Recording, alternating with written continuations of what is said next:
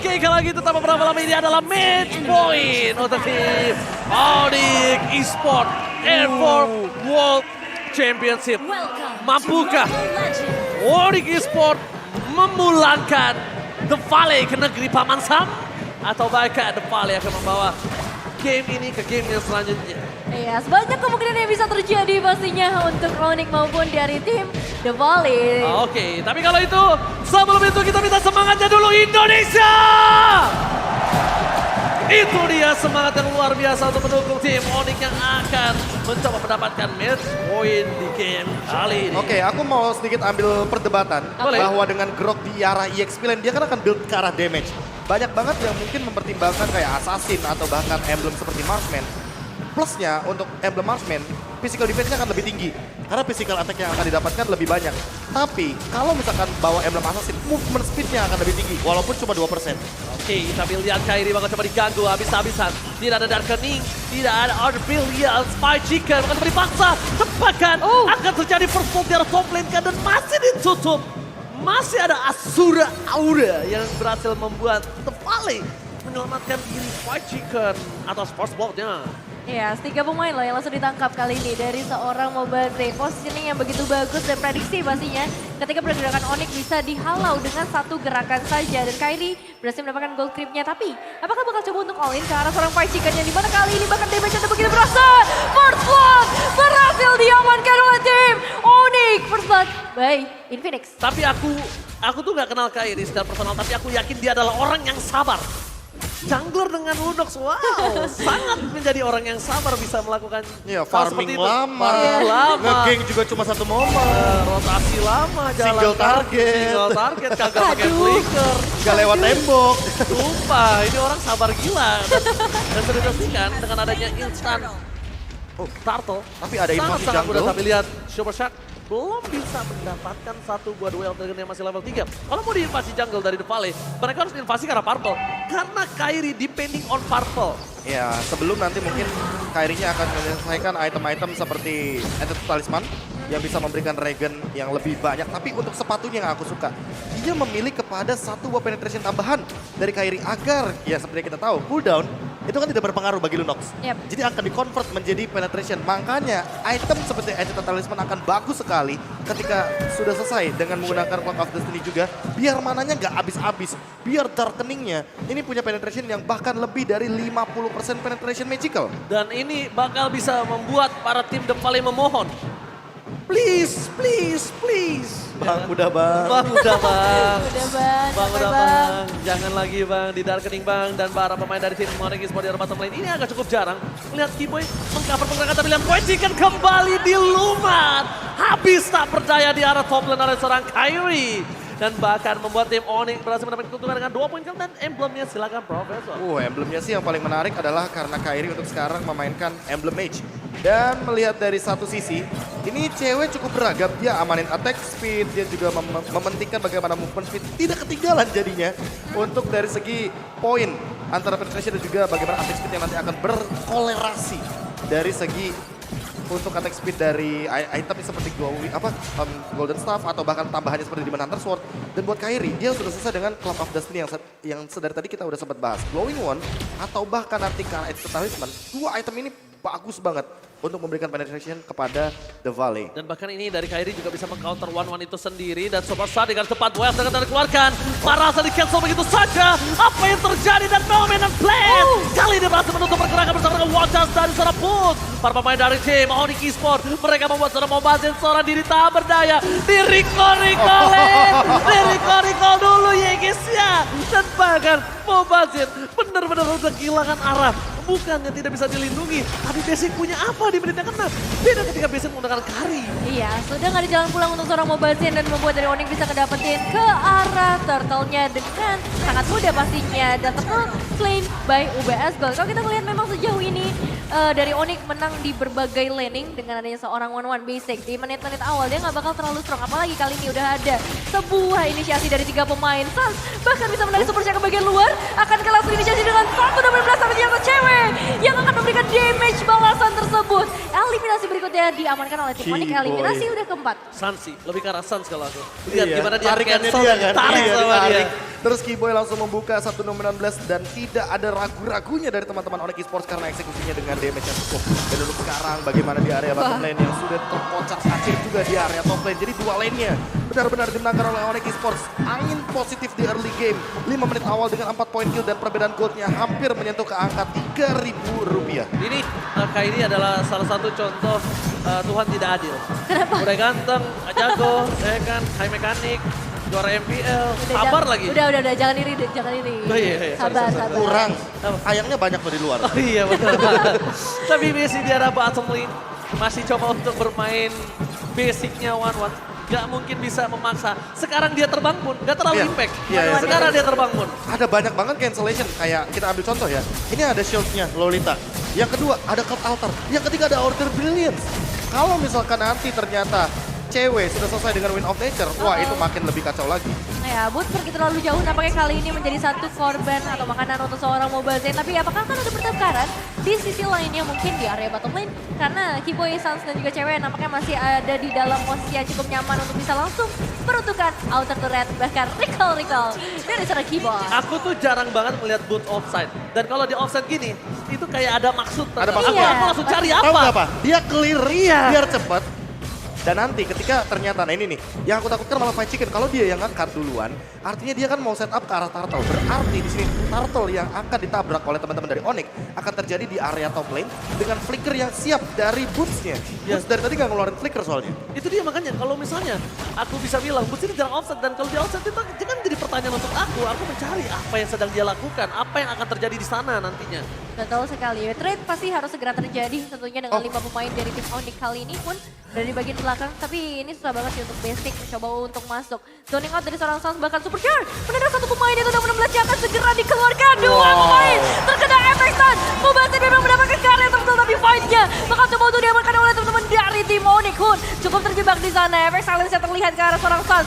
Masih belum ada eliminasi yang diamankan. Dan ini sepertinya bakal menjadi keuntungan untuk The Volley sejauh ini dengan satu turtle. Tapi masih terlalu jauh juga untuk mengejar keunggulan dari tim Onyx. Padat banget pas ada Cult Altarnya, mereka ngumpul berlima di dalam situ, gak ada yang sama sekali keluar dan bener-bener kayak mereka dorongnya secara bersama-sama dan Super Shark lagi-lagi membuat keputusan yang mungkin cukup sulit untuk dirinya. Dan ini yang tadi kayaknya menjadi jawaban dari Ranger Mas. Kenapa Boots-nya offside? Karena dia ingin melihat potensi dari area purple buff kan. Kebetulan tadi tuh Kairi level 10. Nah, Mobile Legends level 9. Dan startnya itu purple-nya si Kairi duluan yang selesai. Artinya apa? Artinya Mobile Legends ini nggak dikasih purple buff, nggak dikasih farming di area jungle-nya sendiri. Sehingga niatnya di Turtle itu mau menangin level dari Kairinya karena tidak ada purple buff yang siap. Tapi dengan memenangkan team fight dari hero-nya, sebenarnya di sini Onyx tetap untung walaupun harus kehilangan sharing dari Gold Turtle. Dan dari segi itemnya, kita sudah melihat ada Genius One yang ada di tangan dari Kairi. Mungkin akan menuju kepada Lightning Truncheon agar nanti memberikan efek yang lebih mematikan dari magical damage-nya. Oke, akhirnya terpecahkan sudah. Bisa bobo nyenyak Profesor untuk kali ini dari segi itemnya Profesor? Ya ini kalau misalkan kita melihat dari itemnya, Heptasis sudah cukup, Boots, Blade of Despair tinggal ngelihat dari Sans. Setelah Lightning Truncheon, dia mau ke Holy Crystal atau ke Glowing One. Kalau menurutku, Glowing One bagus banget karena berhadapan dengan Glue. Sekali aja Glue buka itu split, bisa hancur seadanya kalau misalkan ada Glowing One. Dan ini yang mungkin harus ditunggu. Seberapa sabar dari Sans-nya untuk menunggu skill ultimate dari Glue sebelum dia mengeluarkan source skill-nya. Yes. Seruput dikit. Kita bakal lihat juga Sabar, seberapa sabar. sabar ya untuk teman-teman dari tim Onyx juga. Atau bahkan dari The Volley yang masih akan menunggu inisiasi seperti apa yang akan terbuka terlebih dahulu. Cewek dan juga seorang basic Keyboy berada di bagian terdepan kali ini. Efek tadi banyak terasa tapi lihat Super Share untuk tumbang. Nomor 11 hanya untuk mengusir saja para pemain dari The Volley. Kesabaran yang membuahkan hasil kali ini untuk teman-teman dari tim Onyx karena mereka akan langsung menuju ke area Lord. Oke, kalau gitu Lordnya akan coba didapatkan oleh tim Onyx Esports. Dan tampaknya para pemain dari tim Onyx harusnya coba untuk ngebait sedikit, mundur ke arah belakang. Karena agak cukup merugikan ketika seorang Kairi berhasil ditumbangkan dengan ada 4 point kill yang dimiliki. Shutdown akan didapatkan oleh tim The Volley. Tertarik ke arah depan dari Spike Shaker. Kairi bakal coba melakukan darkening bersama dengan satu buah retribution yang didapatkan oleh terbombat save. Diberikan kembali tim fight yang akan terjadi. Lihat push di belakang sana. Membuat para pemain dari tim The Volley hilang arah tapi dibalaskan kembali. Namanya Blast Blacker! Giveaway moment kembali membuat bergetar M4 dan bahkan Mobazin nggak boleh pulang, maunya digoyang. Mau kemana Mobazin? Dan langsung coba di instant pick up oleh seorang cewek. Kali ini tidak ada arahan untuk Mobazin pulang. Wow. 3 pemain berhasil diamankan oleh tim Onyx. Meskipun memang Lordnya ada di tangan dari teman-teman The Valley, tapi seharusnya bakal bisa ditumbangkan dengan begitu mudahnya, diruntuhkan, di meltdown, bahkan dengan power yang udah ada nih. Kairi di level yang ke-12, penetration yang udah bener maksimal apalagi dengan item-item yang ia bawa, Bro. Iya, Lightning Transition nambahin 10% lagi cooldown yang artinya dia memiliki penetration yang lebih banyak. Untuk sekarang dengan Genius One ini aja udah cukup banget loh. Dia udah bener-bener punya magical damage yang bisa menumbangkan banyaknya member dari The Valley. Apalagi kita tahu dengan sharing dari Genius One ini akan membuat Suns-nya juga makin lebih percaya diri untuk memberikan dealing damage-nya. Apalagi udah ada Exotic Veil yang menandakan bahwa Suns akan menuju kepada Glowing One. Biar membakar ke arah Fight Chicken. Walaupun Fight Chicken-nya udah punya Athena Shield. Bukan masalah itu doang, lihat defense glaive OTW dari seorang Kairi. Ini Genius One digunakan oleh seorang Kairi langsung terlebih dahulu sebelum defense glaive supaya Suns bakal memberikan damage yang lebih burst lagi. Bersinergi lah. Bersinergi, jadi kombinasi magical damage yang dimiliki dari tim Onyx Esports itu terlalu besar. Dan bahkan gak bisa dibentuk oleh seorang Fight Chicken. Cewek terdeteksi di depan sana. Mencoba dilakukan oleh damage yang terlalu besar itu. Dia damage dari seorang Suns. Ditempel begitu saja. Cewek hilang dari ketaatan dan ternyata tidak bisa diselamatkan kembali. Karena kalau tidak ditendang, cewek masih bisa selamat tadi. Tapi karena dia di Wild Dragon dikeluarkan dari lingkaran surga seorang Suns, harus membuat dia tumbang. Dan jujur mungkin banyak yang penasaran kenapa Fight Chicken tumbang secepat itu. Karena memang pantulan dari damage skill 2-nya seorang Faramis itu kan akan berlipat ganda damage-nya. Semakin Dan kita banyak tahu orang. ada 12 bulir-bulir mini glue di dalam ultimate-nya glue. Dan itu yang membuat Fight Chicken instan hilang begitu saja dengan skill 2 dari Faramis. Dan bahkan kalau bisa dibilang, semakin para pemain dari tim The Valley menempel itu semakin bahaya. Semakin kejam. Kenapa? Betul. Itu semakin sakit. Dan itu sudah terjadi Faramis dari dulu. Iya, semakin bebas juga untuk tim Onyx berarti untuk melakukan pertempuran. Tapi masalahnya di sini adalah bahaya dari seorang Hun. Banyak ultimate yang bisa ia amankan kali ini. Dan juga dengan adanya seorang Super Shark nih, tendangan yang cukup berbahaya nantinya dua bisa Blood of terlihat. Despair. Dua Blood of Despair berarti menandakan damage-nya akan semakin sakit. Basic, ini info aja ya, for your information Basic. Jangan sampai keluar map sama sekali.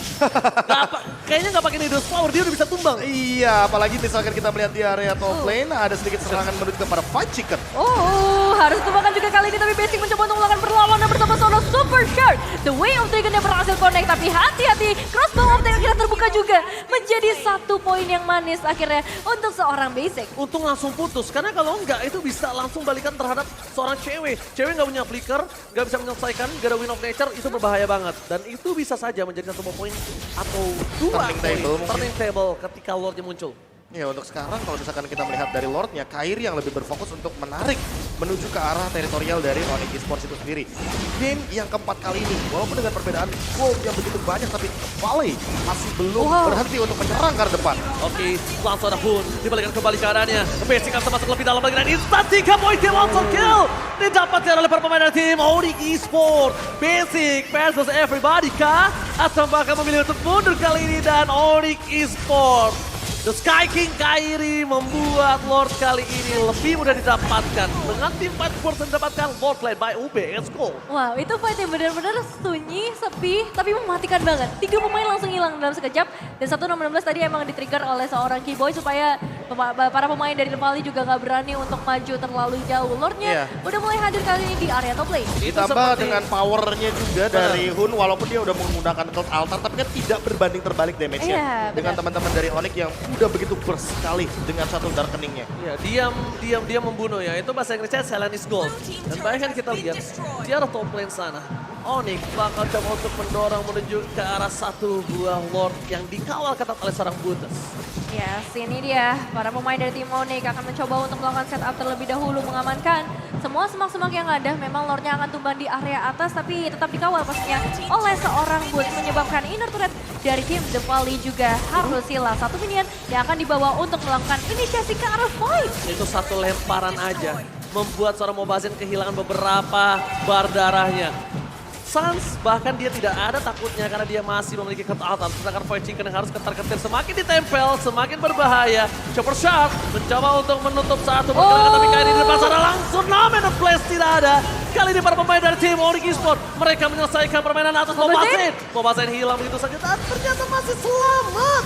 Masih selamat, almost is never enough. Itu kalau dia gak langsung masuk ke arah base, kelar. Iya, itu benar-benar tipis banget ya perbedaan HP yang bisa ditangkap. Tapi kali ini Mobasin masih begitu beraninya juga untuk masuk ke kandang landang dari tim Onyx. Mencoba untuk menyelamatkan karya purple buff-nya tapi kayaknya udah gak terlalu bisa karena Kairi kali ini juga masih begitu kuat dengan backupan frontliner yang begitu solid dari tim Onyx. Ini ngebuat juga damage yang dikeluarkan oleh Sans, oleh Cewek dan juga Kairi bisa maksimal. Gak bisa dibendung samsek kali ini Profesor. Ditambah kalau misalkan kita melihat dari Sans, dia belum mengeluarkan top altar loh. Ini yang mungkin perlu di-notes bahwa Sans tidak terburu-buru untuk melakukan sebuah skema teamfight. Dan untuk sekarang Hunnya sudah punya Holy Crystal, jadi harus lebih berhati-hati terhadap magical damage. Yang penting Athena Shield dari Boots selesai. Dengan 2 Blend of Despair, sebenarnya Boots di sini kalau pakai Weapon Master, dia punya 368 physical attack. Bonus ya. Itu udah termasuk bonus. Jadi dia bakalan punya 184 physical defense yang membuat dia makin lebih kuat lagi dari serangan basic sebenarnya. Ini bisa aku bilang, The Valley memang memiliki karakteristik team fight front to back. Tapi kalau front to back dengan line up seperti ini, ada baiknya mengundurkan diri saja karena mereka agak cukup berbahaya. Damage yang burst sekali akan bisa dilakukan. Lazar Chopper Shark with flicker. Tapi Mobasinnya terperangkap di depan sana. Ultimate-nya terlalu terburu-buru dilakukan seorang Hun dan memilih untuk mundur. Memaksa sword skill yang banyak keluar. Untuk apa? Untuk Bapak Lord yang terhormat di arah top lane. Iya, ini dia sih jawabannya. Karena dari tadi Sans belum mengeluarkan count altarnya. Karena mau bagaimanapun Sans udah 45% untuk cooldown reduction. Jadi dia udah nggak perlu buru-buru juga untuk melakukan sebuah ultimate. Kalaupun dia terburu-buru, dia punya lagi ultimate-nya hanya untuk dalam kurun waktu 30 detik. Ya, floor-nya udah mulai dicicil perlahan, tapi pasti kali ini Basic akan memberikan perlawanannya pastinya. Crossbow of Tank yang akan diharapkan terbuka kali ini benar-benar terbuka, tapi masih ada Cold After yang menghalangi bahkan Boots. Coba untuk jamin kembali depan, 16 kode ke arah 2 pemain Mobasin dan juga Hun tertangkap Gakai. Yang bakal ada serangan dan Super Shark mau kemana? Double kill, ada serangan dari seorang Cewek dan satu pemain saja yang tersisa kali ini. Ini bencana untuk The Valley. Dan itu dia dengan konsep terbaiting. Para pemain dari The Valley, mereka tidak ada lagi bisa menyelamatkan diri mereka. Base-nya terbuka dengan sangat bebas. Rico from Sans dan bakal wipe out. Onyx Esports membatalkan diri ke babak selanjutnya. Indonesia, mana tepuk tangannya? Congratulations, Onyx Esports berhasil membawa tim mereka ke dalam babak selanjutnya. What time is it? It's Onyx time!